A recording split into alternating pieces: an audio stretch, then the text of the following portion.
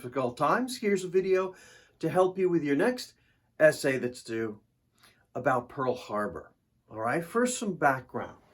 Japan, Germany are on the march. Japan and Germany are on the march. This essay is going to follow perfectly after your Peace Without a Sword essay, because Japan and Germany are on the march, and the United States foreign policy and diplomacy is all about isolation and sticking your head in the sand like an ostrich. Now, in the early 1920s, the fascist dictator Mussolini took over Italy. He actually inspired Hitler, who will agitate and finally crush the attempted German democracy in the 1920s and become, by 1933, the all-powerful dictator or chancellor or Führer of Germany. And in Japan, things are going down the tubes as a group of generals are going to take over that country, led by General Tojo. And the Japanese believe in the Japanese co-prosperity sphere. The Japanese are quite racist, and they believe that they're superior to other Asian peoples. And they believe it is their destiny, as taught by their Shinto teachings, to rule over all of Asia. And other Asian peoples are not going to have a choice when it comes to this. And Japan will get very aggressive in Asia. In 1931, attacking the northern Chinese province of Manchuria and taking that over. Now, we're allies. The United States, as you know, is allies with China, and we will complain. And Japan will say, well, too bad. We're tearing up the Kellogg-Briand Pact. We're quitting the League of Nations. Forget it. Too bad. That's what treaties are worth. And ironically, this is how diplomacy works. The Russians were very angry at Japan for attacking Manchuria because they had plans to attack Manchuria and take over Manchuria. So we're angry at the Japanese, as are the Russians. And in 1931, this caused, 2 years later, in 1933, the United States to normalize diplomatic relations with the Soviet Union and the government of the dictator Stalin, the Union of Soviet Socialist Republics. Diplomatic relations were normalized. We opened an embassy. They opened an embassy. You know how that works. All right? That's how foreign policy works. We both had common interests. Now, Hitler comes to power in 1933 and starts violating the Treaty of Versailles left and right. He builds up his army, his navy, and his air force, which he wasn't supposed to do. He takes over territory that he wasn't supposed to, such as the Sudetenland, an area in between Germany and France. And he will push his way aggressively into taking Austria and the Sudetenland, a part of Czechoslovakia, and then eventually all of Czechoslovakia. And what do the Europeans do about it? Nothing. Appeasement. The word appeasement means giving in to dictators. And the French and the British led by their Prime Minister Chamberlain, give in to dictators. Appeasement means giving in to dictators, and basically let Hitler get away with this. But they drew the line after Czechoslovakia, and they said enough is enough, and if you attack your next target, the next country that we can clearly see on a map, Poland, it means war.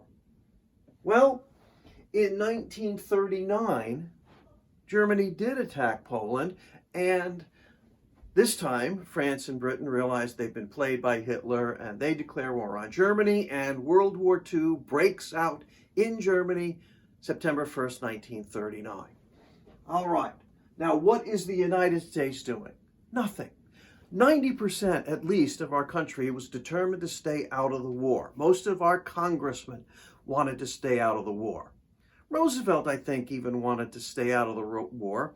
But the president was He got it. He was very, very concerned about what was going on in Europe and concerned about the spread of dictatorship to Italy and Germany and Japan. But there was nothing he could do because Congress passed neutrality acts, and our banks couldn't loan money to the Europeans this time like we did in World War I. And Europeans had to come and pick up goods in America in their own ships and pay cash. Cash and carry it was called. We had neutrality acts keeping the United States from getting involved in helping the Europeans. But when war breaks out in Europe, very quickly it's going to go well for Hitler, as he's going to take over most of Europe, including France, and occupy France. Britain will be left standing alone.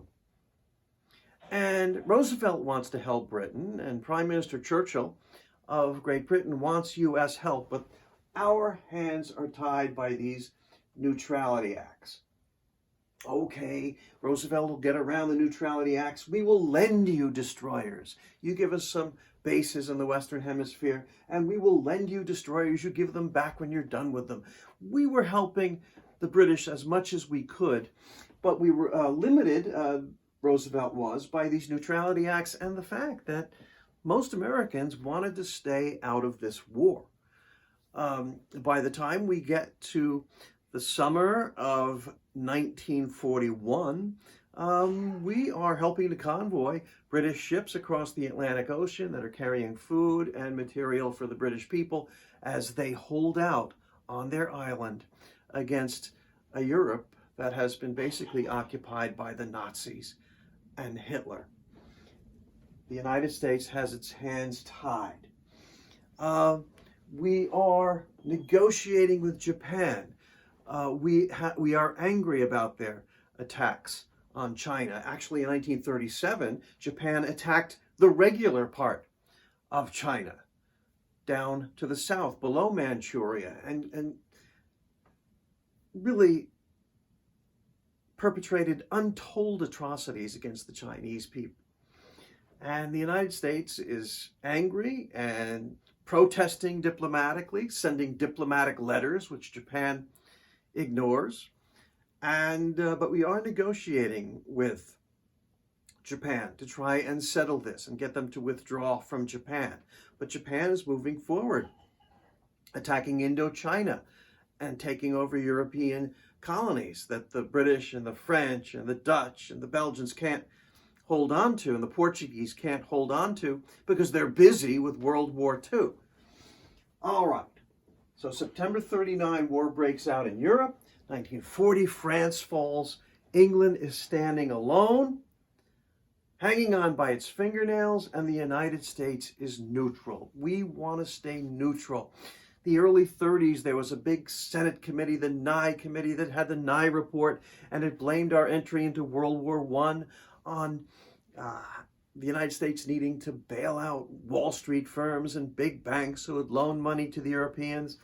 And Americans were really hell-bent on staying out of the war. Japan is on the march in the Pacific.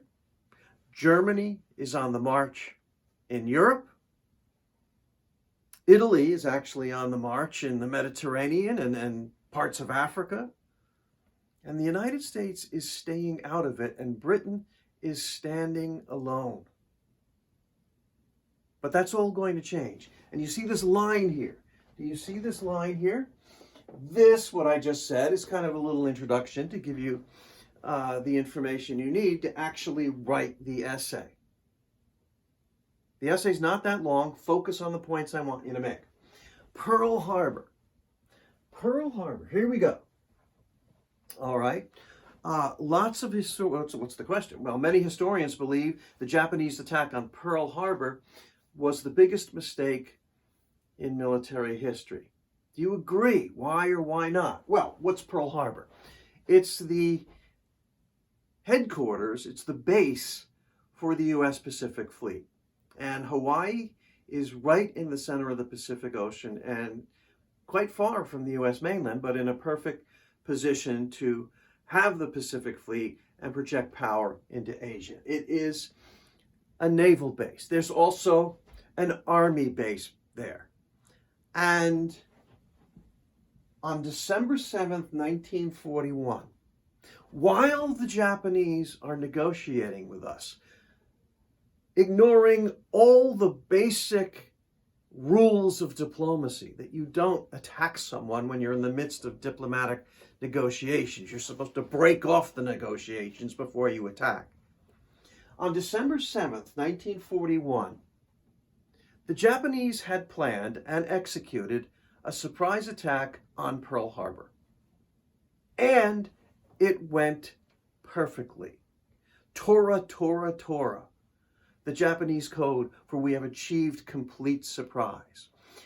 Well, we lost sight. We didn't know where the Japanese fleet was. And turns out they were heading towards the middle of the Pacific and the Hawaiian Islands and Pearl Harbor. Now, the ships of the Japanese fleet did not come in sight of Hawaii, but they launched planes from aircraft carriers, which have replaced battleships as by far the most important ships in the fleet.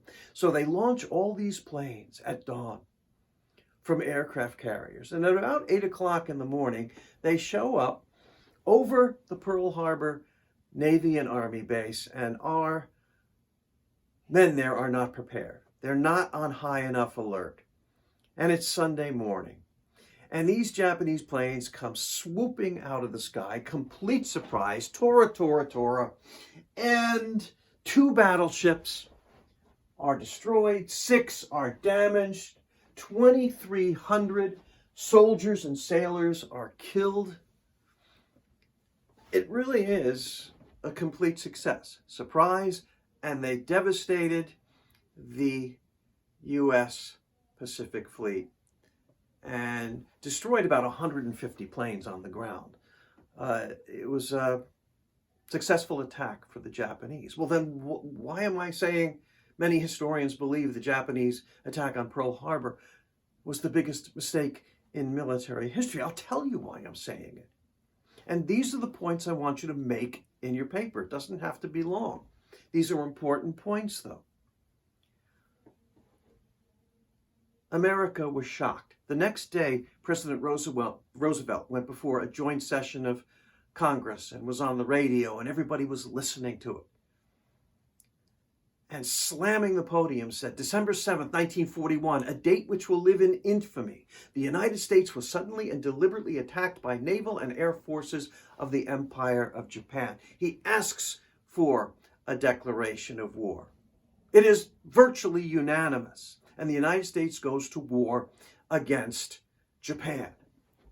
Now, what the Japanese attack on Pearl Harbor did, as successful as it was for them, it took a United States that was 90% hell-bent on staying out of the war, being neutral, being isolationist, and in one attack, in one day, united the country 100% behind going to war and fighting Japan.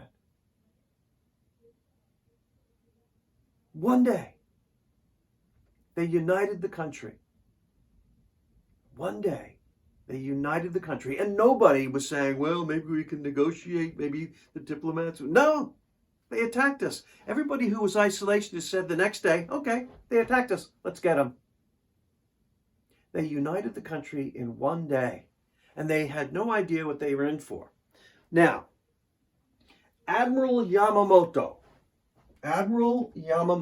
is the Japanese admiral who planned the attack, and it went perfectly. He was brilliant.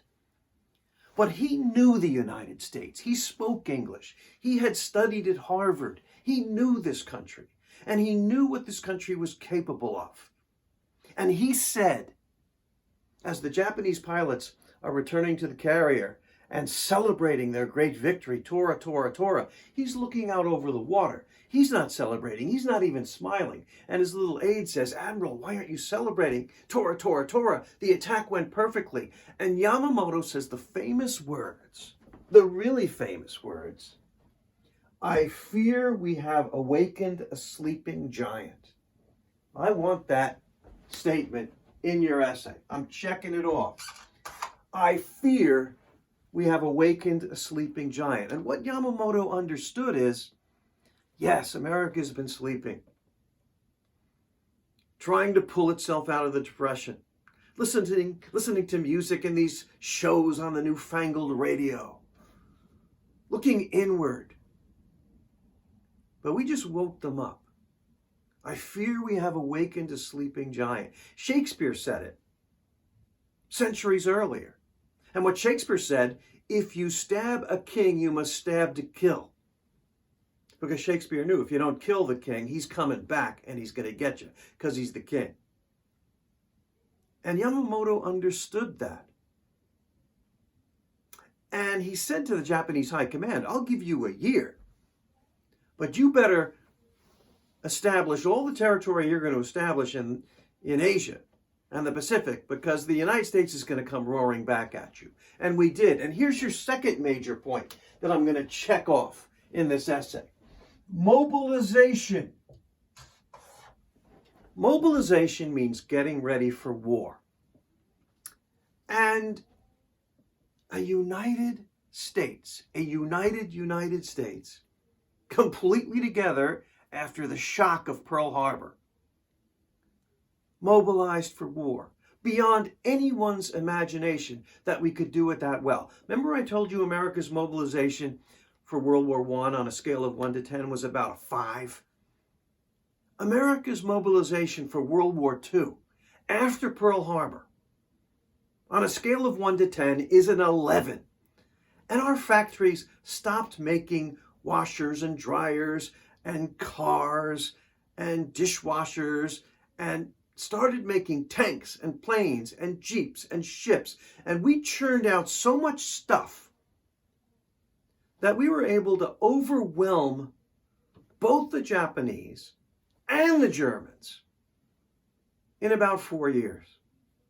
Because World War II is basically in two theaters, the Pacific and the European theater. So that's your second point. Our mobilization is off the charts incredibly great, and so great that in about 4 years, Japan will ensure its own defeat and destruction. Japan will ensure its own defeat and destruction. There's 3 checks. That's the heart of your essay right there. So it was ultimately a mistake, even though in the moment the Japanese celebrated Tora, Tora, Tora, we devastated the U.S. Pacific Fleet. And I'll tell you something, I don't know what you believe in. Maybe fate. The American carriers were out on maneuvers. Just by coincidence. They were not in Pearl Harbor to get bombed and destroyed. The most important ships did not get hit in this attack.